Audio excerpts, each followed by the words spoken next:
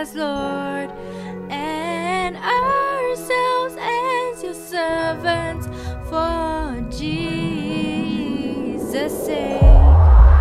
Yeah, I know it's hard to remember that it is not about me. It's even harder to figure but we're not supposed to be. You think it's too late to change it, but is it too late to try? And in the time that you're wasting, how many lost have been found?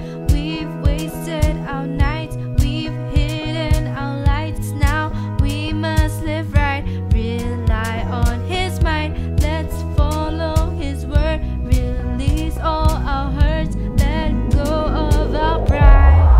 For what we preach is not ourselves, but Jesus Christ as Lord, and ourselves as the servants for Jesus' sake.